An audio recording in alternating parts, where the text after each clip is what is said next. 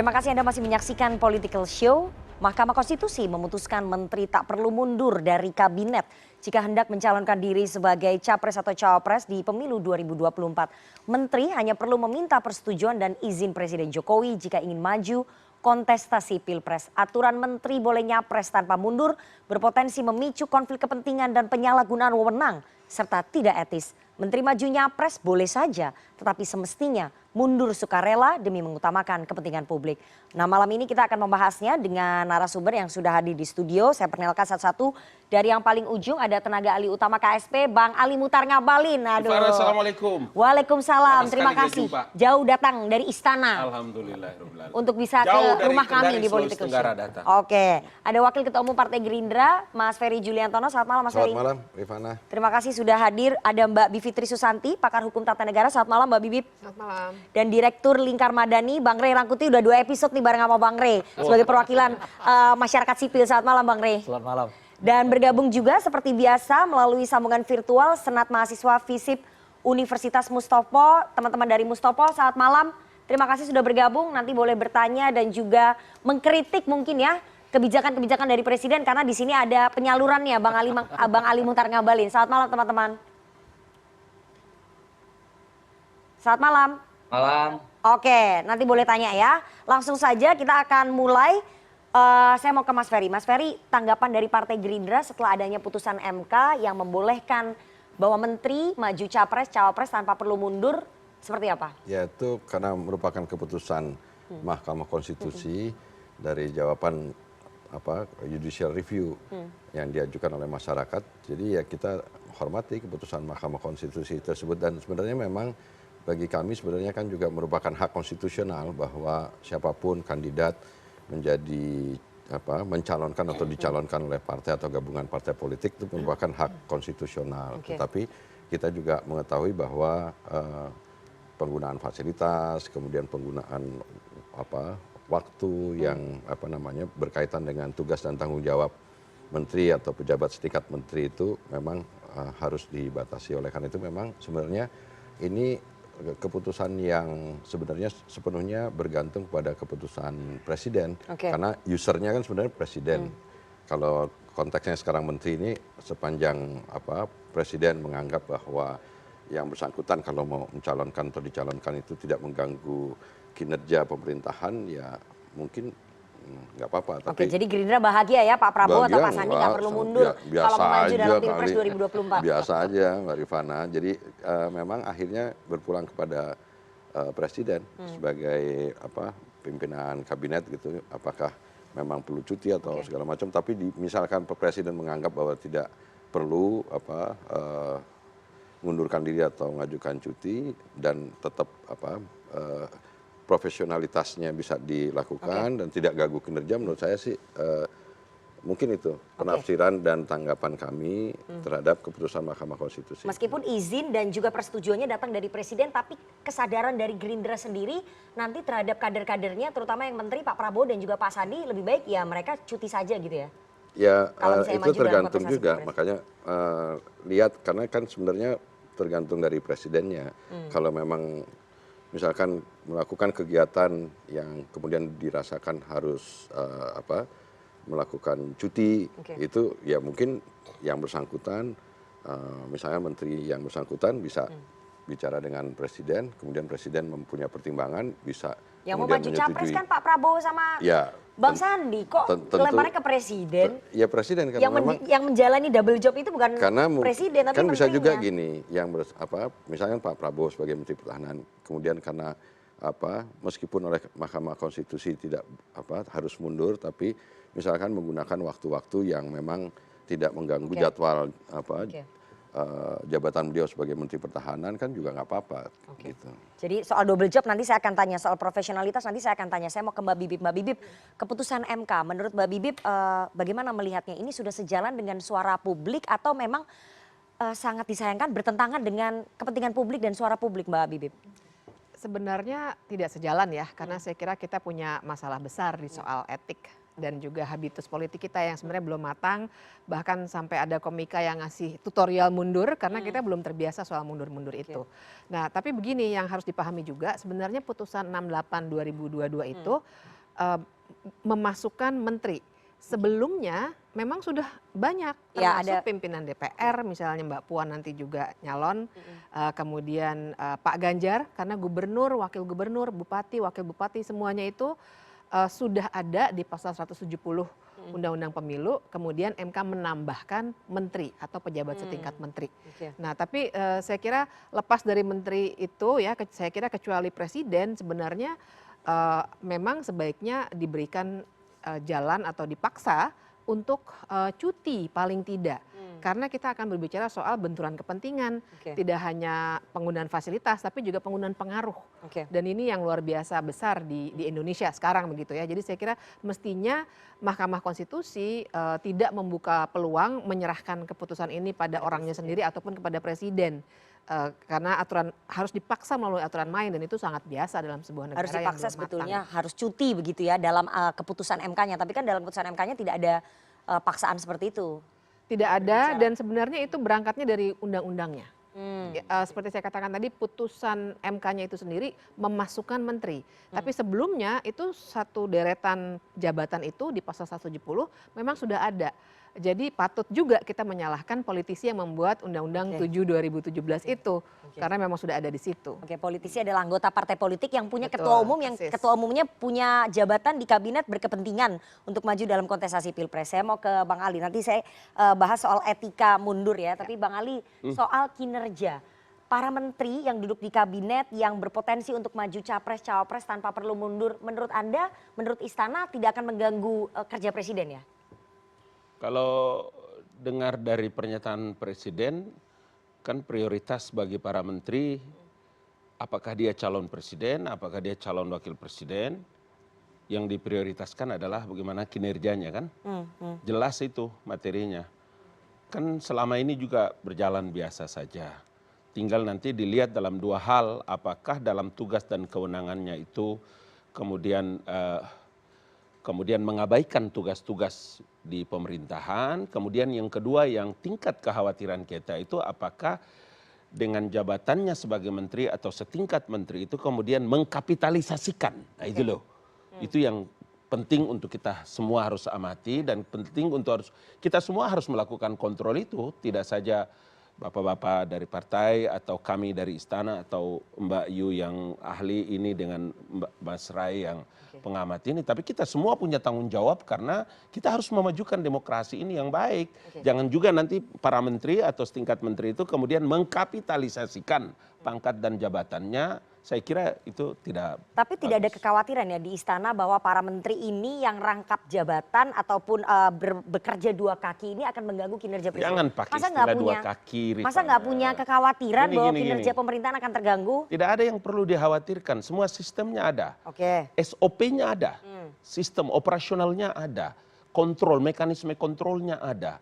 Kalau hari ini kemudian mereka adalah tokoh-tokoh kader-kader terbaik, kemudian difungsikan, dipakai untuk kepentingan publik, tidak ada yang perlu dikhawatirkan. Mekanisme kontrolnya terbuka loh. Baik, tapi tadi survei indikator menunjukkan ada penurunan kepuasan terhadap kinerja presiden, kinerja pemerintah. Kalau itu kan sudah biasa, naik turun, nyelam sampai dalam kolam-kolam renang semua sudah biasa. Jadi siap juga Rifana, kalau misalnya nanti tambah turun. Makanya Rifana, sejak awal keputusan presiden membentuk kantor staf presiden itu, kapan waktu datang deh ke KSP, nanti lihat bagaimana mekanisme evaluasi kontrol yang dibuat oleh Pak Muldoko, itu jelas itu barang. Oke, Bang Rey, tidak ada yang perlu dikhawatirkan kalau menurut Bang Ali, jika para menteri yang akan maju capres cawapres tidak perlu mundur, tidak akan mengganggu kinerja presiden, tidak ada yang perlu dikhawatirkan. Anda sepakat? Khawatir dong kalau misalnya ada 4 menteri yang kemudian ikut kampanye dan kampanye itu berlangsung sampai 70 hari lebih dan 1 hari pun mereka sebetulnya nggak off dalam kampanye, artinya lebih dari 2 bulan menteri-menteri ini nggak bekerja untuk pemerintah. Tanya lagi Bang Ali. Saya itu menjadi tim kampanye bukan untuk pertama kali. Saya udah berkali-kali dan saya dulu waktu Prabowo Hatta Saya itu mengatur jadwal loh. Tapi Pak Prabowo bukan menteri pada saat itu. Pak Hatta mengundurkan diri Yang dalam saya mau posisinya maksudkan sebagai itu Menko begini, Perekonomian. seluruh perangkatnya itu adalah orang-orang yang aktif bekerja. Makanya kami atur pada waktu itu hari Kamis atau Jumat malam dia mulai bekerja. Jumat, Sabtu, Minggu, Senin pagi dia sudah ada di ruangan. Jadi Jumat, Sabtu, Minggu kampanye. Tidak ada yang tidak bisa. kerja. Di Republik ini tidak ada yang tidak bisa. Semua mekanisme memang nggak ada yang nggak bisa. Wong 2 menteri aja nggak mau mundur, padahal nggak aktif, nggak bisa kok di Indonesia ini. Apa yang nggak bisa? Ya kan? Ini persoalannya kan bukan soal bisa nggak bisa. Persoalannya apakah itu rasional, apakah itu etis, apakah itu efisien, itu persoalannya. Tapi kalau soal bisa nggak bisa, ya lawan Pak Jokowi jadi kawan Pak Jokowi di pemerintah aja juga bisa di Republik ini. Fakta itu fakta. The true story. Ketua Umum Anda bisa menjalankan tadi kampanye hanya Jumat, Sabtu, Minggu, kemudian Senin sudah kembali lagi bekerja. Ini kan kampanyenya pendek sekali, cuma 75 hari. Mas Ferry, bagaimana kemudian bisa membagi waktu pada kenyataannya kan akan sulit? Ya saya rasa kan kalau dari sekarang November sampai dengan penetapan secara definitif itu kan masih bulan apa? Oktober ya. Pendaftaran baru Oktober 2023. Kemudian baru jadwal kampanyenya itu.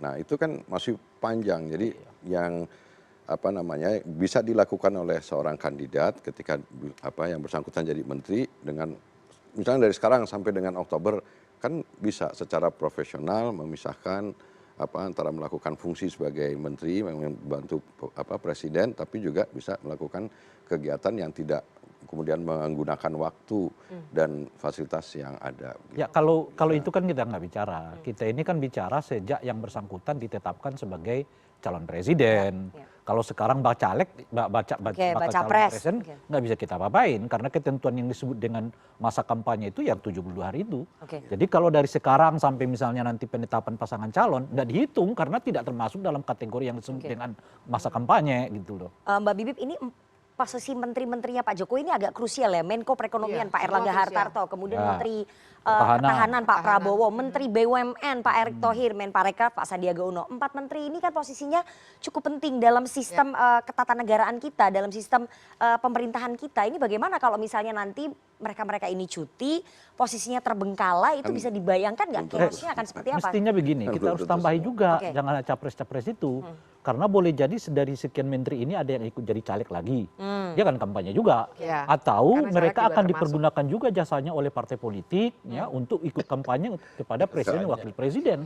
Jadi sebetulnya kalau dilihat komposisi Presiden Jokowi yang hampir 70% anggota kabinet, besar dugaan kita yang 70% itu akan dilibatkan dalam kampanye nanti pada pemilu 2024. Karena menteri maju caleg pun tidak perlu mundur ya. Kalau tidak perlu mundur. Tidak perlu mundur sama seperti 2019 kemarin. Silakan Mbak Bibi. Dan saya kira kita juga harus perhatikan soalnya itu bukan sekedar efisiensi kerja ataupun efektivitas kerja, tapi juga soal etik. Jadi dan untuk mengontrol, katakanlah misalnya begini, oke kita mau memastikan bahwa hanya Jumat, Sabtu, Minggu untuk kampanye dan lain sebagainya. Tapi siapa yang bisa memastikan, siapa yang bisa memisahkan kapasitas pengaruhnya sebagai menteri untuk melakukan kampanye dengan apa yang dia kerjakan sebagai menteri, itu satu. Itu nanti kita bahas lebih dalam tuh segmen berikutnya. Soal bagaimana mereka di kabinet kalau misalnya semuanya maju capres, cawapres, cuti, ini chaosnya akan seperti apa tuh nanti kabinetnya Pak Jokowi, pemerintahannya Pak Jokowi? Dari 4 dari 35 saja kan sudah 10% tuh sebenarnya ya. Itu saja sebenarnya akan membuat kabinet nanti jalannya tidak akan sempurna. Jangan lupa Menhan itu juga salah satu dari triumvirat. Jadi posisinya juga sebenarnya walaupun nggak ada yang lebih tinggi ya dibanding yang lain, tapi dia memegang posisi yang sangat penting.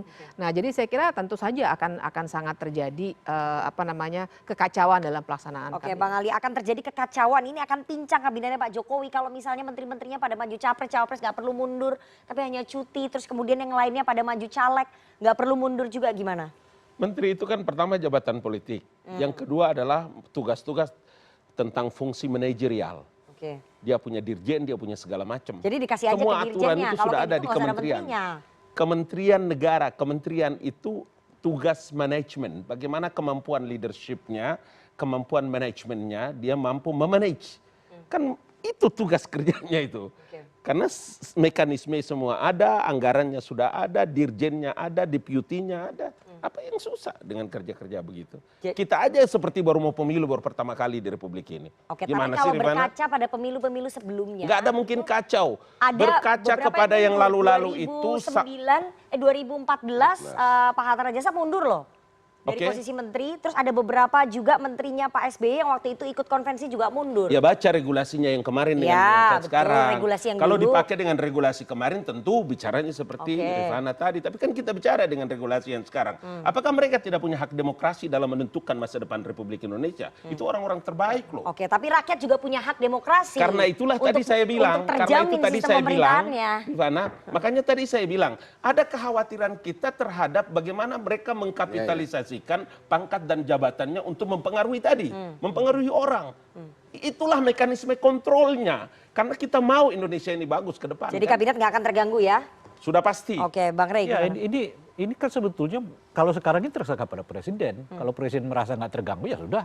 Iya itu. Ya kan kira-kira gitu. Ini dari dulu saya suka ini Rai ini karena cerdas dia. Tapi apa begitu. akibatnya? Akibatnya ya apakah target-target presiden akan tercapai atau tidak? Dan apakah presiden akan membiarkan ketidaktercapaian itu? Itu pertanyaan kan. Oke. Yang kedua, apakah efektif juga kepada capres-capres ini kalau tetap mereka jadi menteri, mereka juga jadi capres? Belum tentu efektif. Dibandingkan misalnya dengan capres yang sama sekali tidak jadi anggota menteri kan. Mereka bebas dia kemana-mana, ketemu dengan siapa-siapa. Lah menteri ini cuma 3 hari kampanye. Tapi 3 hari kampanye mau jadi presiden. Gimana logikanya? Kalau kita lihat semua ya, hampir di semua survei mengatakan, salah satu yang paling memungkinkan orang memilih calon presiden itu, dia merasa dekat dengan yang bersangkutan. Berarti semakin sering belusukan. Semakin sering ketemu orang, Oke. semakin dekat dengan orang, semakin banyak bertemu dengan orang, mendengar mereka, berbicara kepada mereka, potensi Anda dipilih makin baik. Oke. Nah ini cuma 3 hari mau jadi presiden. Jadi nggak efektif Mas Ferry kalau cuma 3 hari doang nggak bisa ketua umum Anda jadi capres. Ini orang-orang public figure, orang-orang terkenal di Republik ini. Ya, tapi Gua kalau- jawab deh, Fer, gua jawab. Oke, dong, Fer. tapi itu tidak menghilangkan kewajiban mereka. Bukan soal untuk kewajiban. menjalankan Bukan. kewajiban. Orang-orang Itu ini kan betul. bukan baru jatuh dari planet Mars kemudian Itu betul. turun. Dia kan sudah public figure, dia tokoh nasional ada di Republik ini.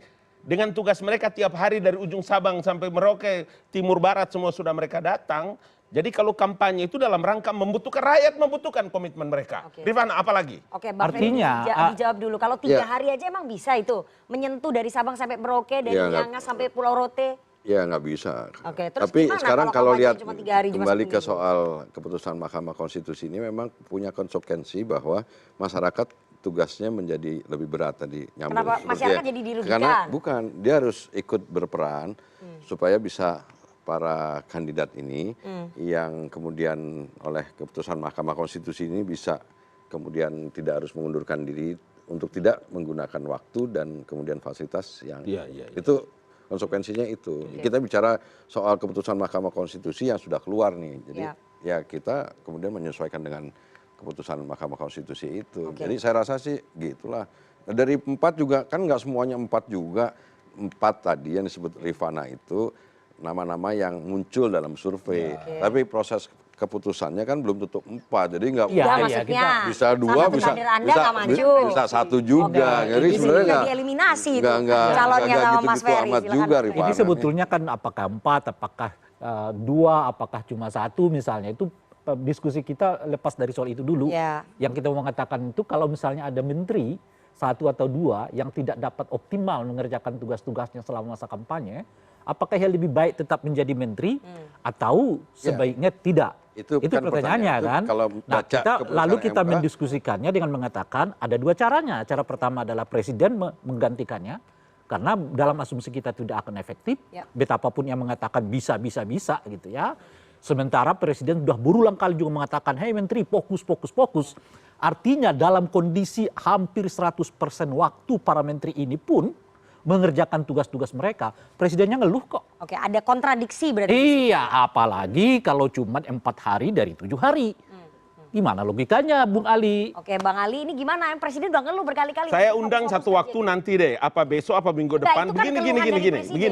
Jawab Saya aja. mau bilang bahwa di setrumnya KSP itu bisa kita lihat dengan jelas tentang mekanisme kerja atau tingkat kepuasan kerja para menteri. Oke. Bagaimana mekanisme kontrolnya, bagaimana mengevaluasi terhadap program-program strategis nasional. Ini tadi yang Bapak Rai menyebutkan tadi, sehingga saya bisa menjawab bahwa ada para menteri atau bagaimana tugas-tugas kerjanya, ada di kantor staf presiden sebagai lembaga yang dibuat unit kerja presiden untuk bisa mengevaluasi terkait dengan program-program strategi nasional. Jadi tidak ada yang perlu dikhawatirkan dalam posisi ini. Oke, tidak ada yang perlu dikhawatirkan, tapi Presiden bolak-balik mengingatkan menterinya untuk fokus. Saya akan masuk ke lebih dalam soal abuse of power dan juga conflict of interest, tapi kita harus jeda terlebih dahulu. Jangan kemana-mana, tetap bersama kami di Political Show.